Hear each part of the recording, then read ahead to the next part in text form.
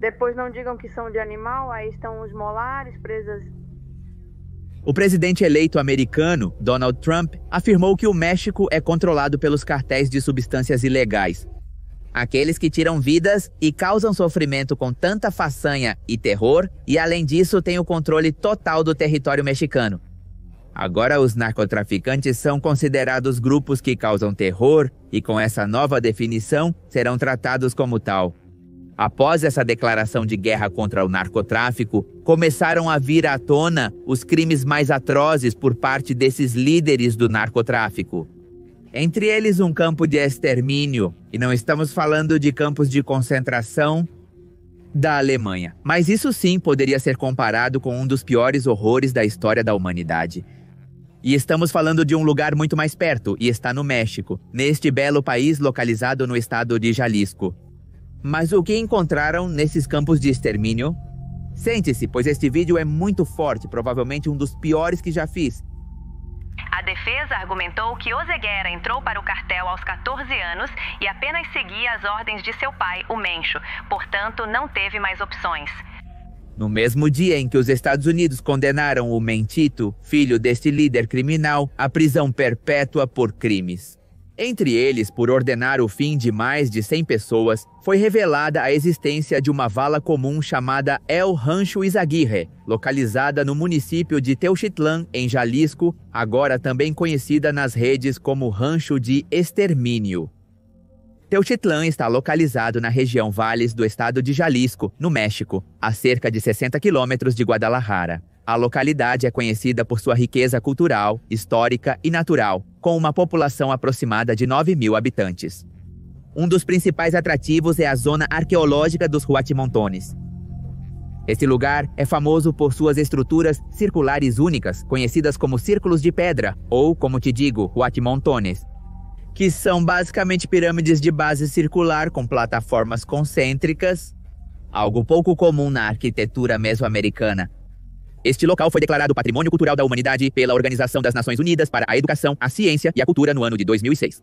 No entanto, ninguém sabia que entre os quilômetros e quilômetros de beleza natural havia um lugar verdadeiramente aterrorizante, cheio de morte e horror.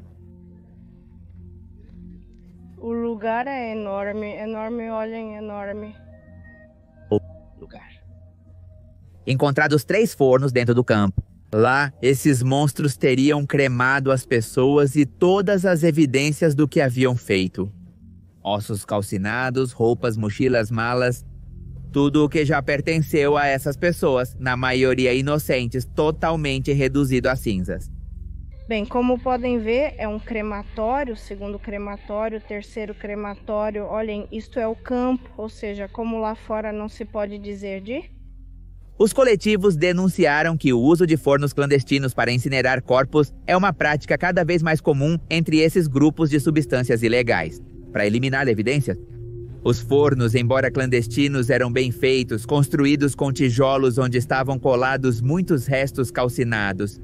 Além disso, ao lado foram encontrados troncos cortados pelas próprias vítimas para acender o fogo. Neste cemitério do terror foram encontrados a exorbitante quantidade de 400 pares de sapatos, revelando a persistente crise de desaparecimentos neste país e a luta das famílias para encontrar seus entes queridos. Mas como é que só agora encontraram este campo de extermínio? Você deve estar se perguntando. Pois bem, porque em setembro do ano 2024, o rancho foi confiscado pelas autoridades da Guarda Nacional. Nesta operação detiveram 10 pessoas, libertaram 2 privadas de liberdade, confiscaram veículos, armas, coletes à prova de balas, carregadores e substâncias. Com essa descoberta, as autoridades confiscaram o rancho. No entanto, após terminar a operação, eles se retiraram sem deixar nenhum oficial encarregado de garantir que os criminosos não voltassem a este local. Como era de se esperar? Bem, obviamente, eles voltaram e continuaram com seu terrível extermínio. Pois vimos porque tínhamos várias chamadas anônimas, inclusive familiares, que nos acompanharam, onde seu filho poderia ter estado lá. Foi assim que o coletivo Guerreiros Buscadores de Jalisco, composto por familiares de pessoas desaparecidas e acompanhados por outros grupos como Mães Buscadoras de Jalisco, receberam uma chamada anônima de que naquele rancho muitas pessoas teriam sido desvividas e que ainda estava ativo, apesar de supostamente ter sido confiscado pelas autoridades. Para vir para cá, a verdade foi economicamente forte. E bem, todos, cada busca sai do nosso bolso. 5 de março do ano 2025, na companhia de pelo menos uma dezena de elementos da Guarda Nacional e 3 patrulhas. E sem medo das consequências, as mães, pais e familiares dos desaparecidos entraram no campo de extermínio com a esperança de encontrar seus desaparecidos. No início, o cheiro era insuportável. Você pode imaginar como a morte, o que dificultou o trabalho dos ativistas. No entanto, isso não foi impedimento para que conseguissem documentar evidências em vídeo antes que o local fosse novamente assegurado pelas autoridades. Lá eles se depararam com um horror que a polícia parecia ignorar. Aqui, segundo a pessoa que nos deu a informação, aqui eles dormiam neste lugar, aqui eles eram mantidos, aqui dormiam no chão. As evidências eram angustiantes. Durante a exploração, encontraram fornos clandestinos, restos calcinados e uma série de objetos pessoais que incluíam roupas, sapatos e cadernos com listas de nomes que somavam cerca de 200 registros.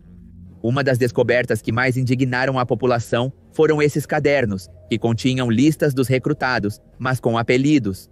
Os membros do coletivo acreditavam que os integrantes da organização atribuíam um apelido às vítimas, para que, caso fossem localizados pelas autoridades, não pudessem revelar a verdadeira identidade das pessoas.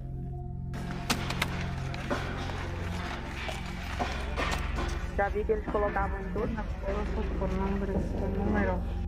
Entre os nomes estavam pseudônimos como Panças, Repartidor, Rosita, entre outros.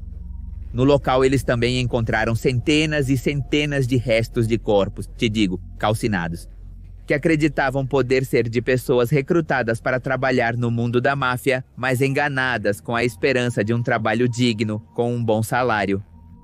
No 1º de fevereiro, 37 pessoas foram libertadas de um acampamento também em Teotitlán, enganadas com falsas ofertas de trabalho. Segundo seus depoimentos, eram ofertas de trabalho simuladas com salários atraentes, que evidentemente eram uma grande mentira. Segundo relataram, as vítimas eram citadas na nova central de ônibus de Tlaquepaque, bem como na central de ônibus de Zapopan.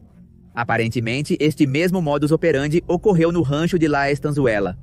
Então, uma vez cativos nesse lugar, os ativistas acreditam que o local pode ter sido utilizado como um centro de treinamento. Nas imagens, de fato, é possível ver pneus de veículos dispostos como um caminho de treinamento militar. Também encontraram uma construção com marcas de tiros e sinais de trânsito, provavelmente onde treinavam tiro. Olhem, tudo isso são meias, olhem, é como se treinassem, não é? Também encontraram malas de viagem e mochilas de diferentes tamanhos, cores e marcas, até uma mochila de entregador.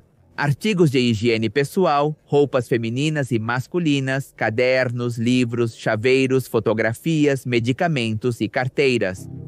Mas nem todos os restos, nem todos os pertences abandonados comoveram tanto quanto a descoberta de uma carta de despedida em um dos cadernos. Nela se lê uma mensagem de despedida assinada por Eduardo Lermanito, natural de Cortázar, Guanajuato, para seu parceiro. Meu amor, se algum dia eu não voltar, só te peço que lembres o quanto te amo e digas que perdi meu ranzinza, teimoso e ciumento.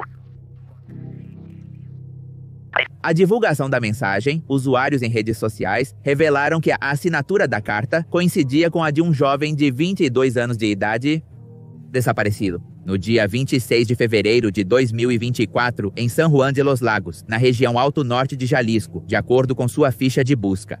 O jovem tem pele morena clara, constituição robusta, 163 centímetros de altura e possui cicatrizes na testa e no lado esquerdo do pescoço. Mas contra todas as probabilidades, Eduardo foi encontrado vivo e reunido com sua família. 21 de outubro de 2024, Em uma imagem compartilhada pelas mães buscadoras de Jalisco, ele é visto abraçado por seus entes queridos na promotoria estadual, segurando uma placa com a ficha de seu resgate.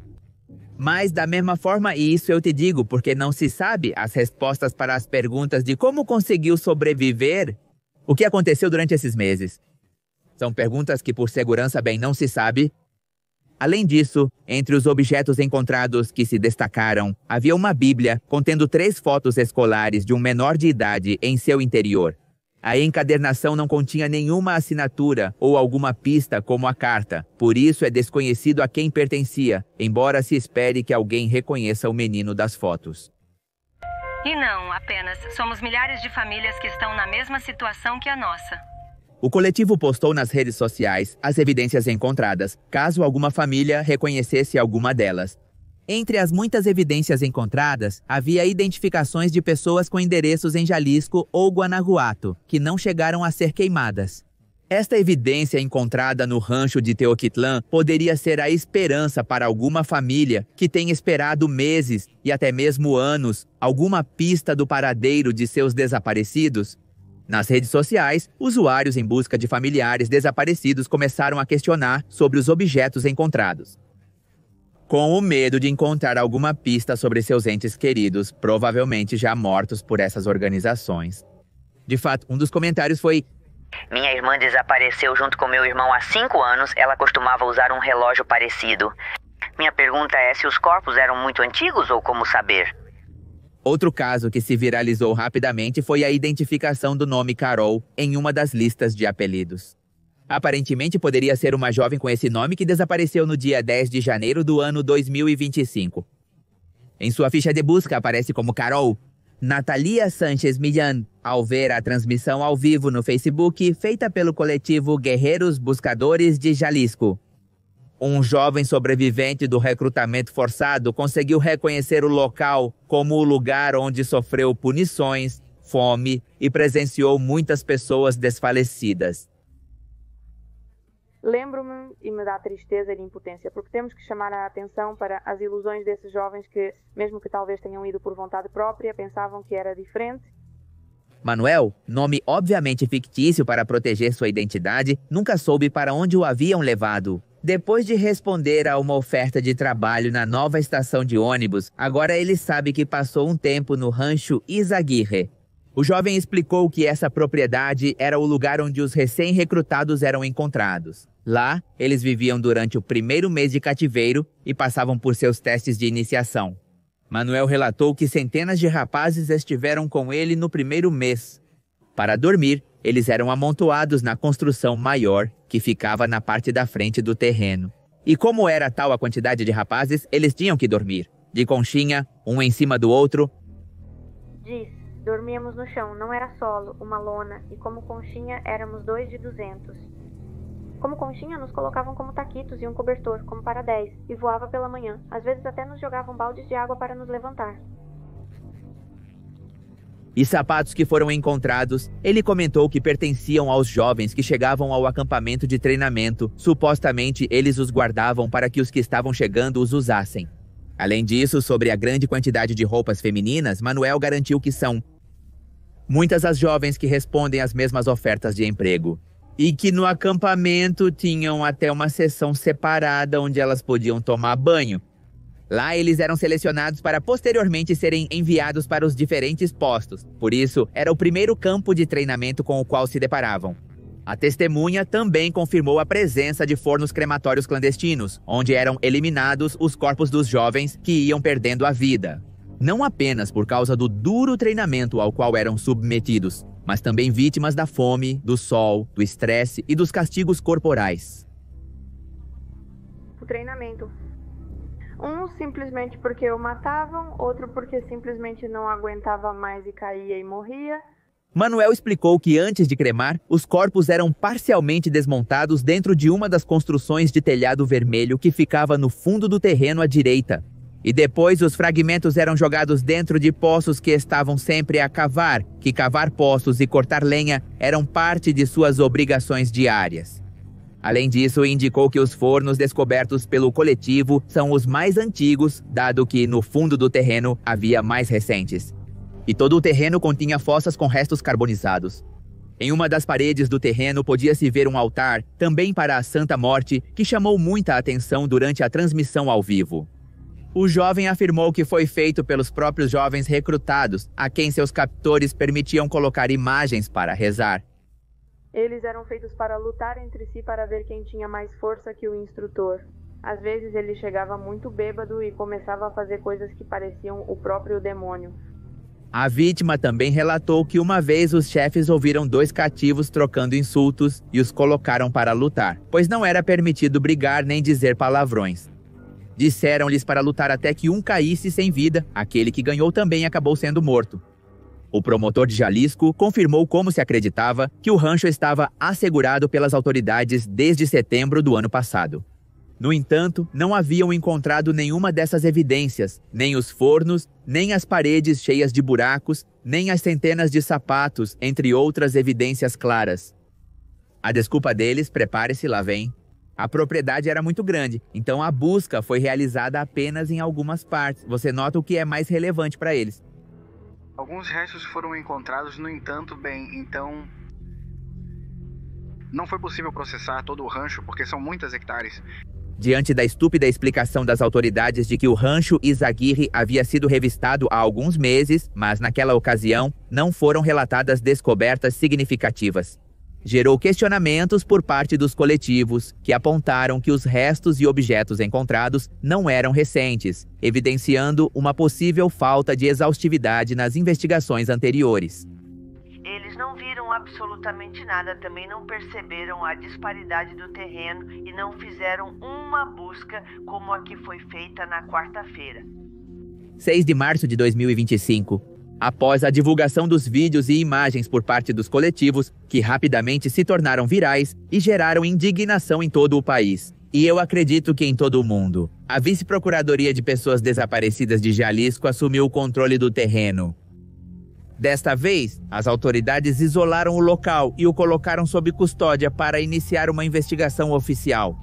Até o momento não forneceram um relatório detalhado sobre o número exato de restos, nem confirmaram as estimativas do coletivo. Todas as roupas, e então fazendo seu trabalho, e em alguns dias mais, talvez uma semana a mais.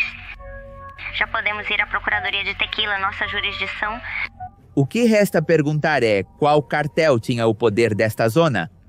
Pois bem, esta região está sob o poder de vários grupos criminosos, entre eles o Cartel Jalisco, nova geração, ao qual muitos apontam como um dos principais atores na onda de violência e desaparecimentos no estado.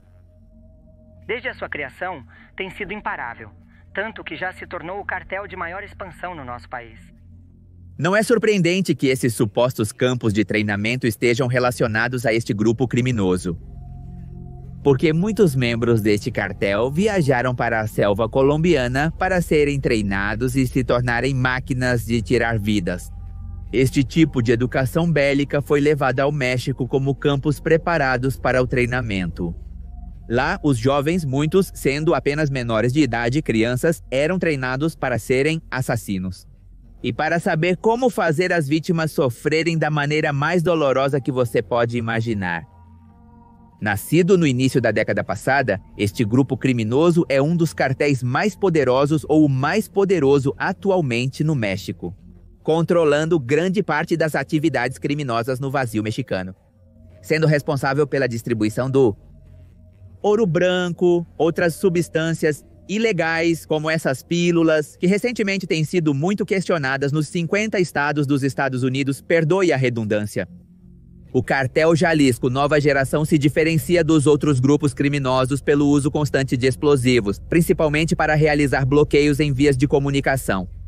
A organização, com sede, como o nome indica, em Jalisco, também protagonizou intensos confrontos violentos com as autoridades mexicanas, fazendo uso de armas de longo alcance, drones, explosivos. E bem, coisas exclusivas do exército.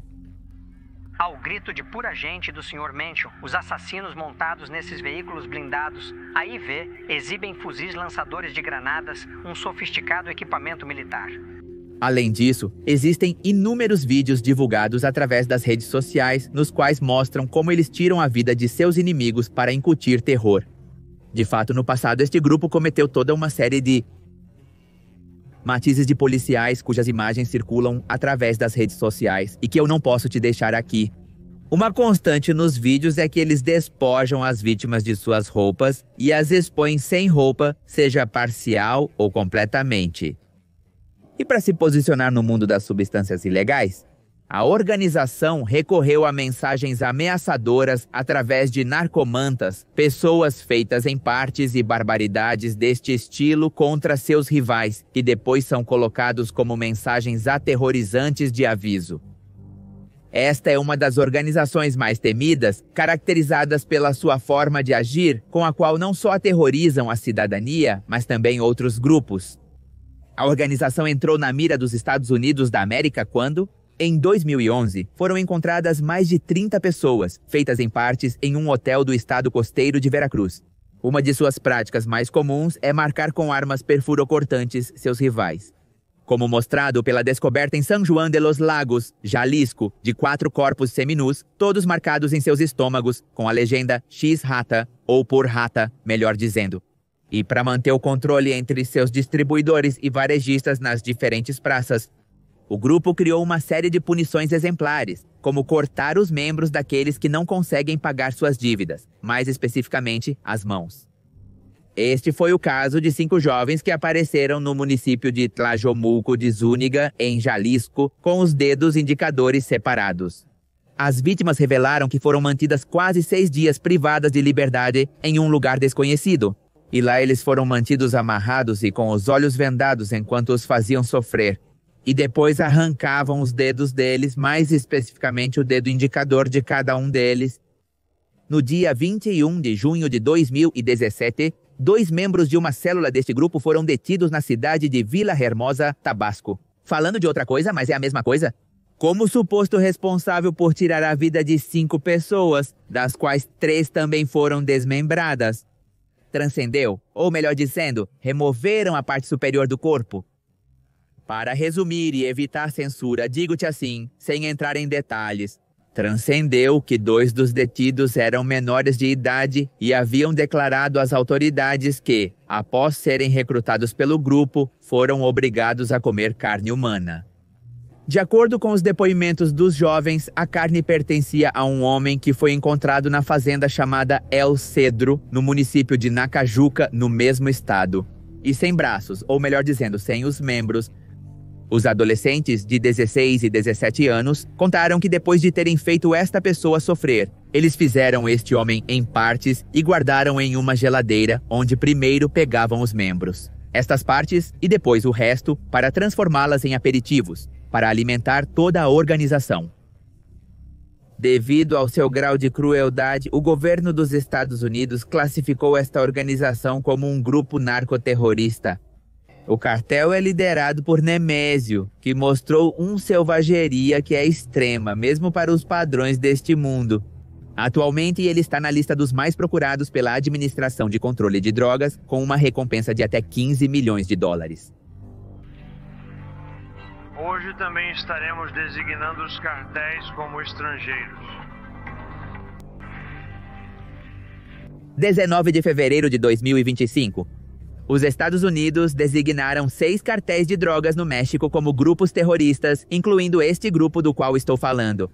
E segundo os Estados Unidos, os cartéis minam o governo mexicano, a soberania mexicana, a saúde e o bem-estar do seu povo mexicano. Em março, membros do cartel Jalisco foram vinculados ao processo. Abraham, também conhecido como Don Rodo, irmão do líder, e mais 3 homens foram vinculados aos crimes de porte de armas de fogo de uso exclusivo do exército, posse de cartuchos e crimes contra a saúde. A defesa desses criminosos havia solicitado a transferência para o presídio de Jalisco. No entanto, a justiça rejeitou o pedido, pois era um risco para a região. Se libertarem, provavelmente continuarão com o reinado de terror e os centros clandestinos de recrutamento. Mas enfim, por enquanto, os detidos permanecem no presídio do Altiplano, no estado do México. É desnecessário dizer, mas o que aconteceu em Teotitlán é totalmente aterrorizante. No entanto, não é a maior narcofossa que já foi encontrada, infelizmente. E eu te digo isso porque no ano de 2017, em Colinas de Santa Fé, em Veracruz, foram exumados mais de 300 corpos e 5.000 fragmentos ósseos.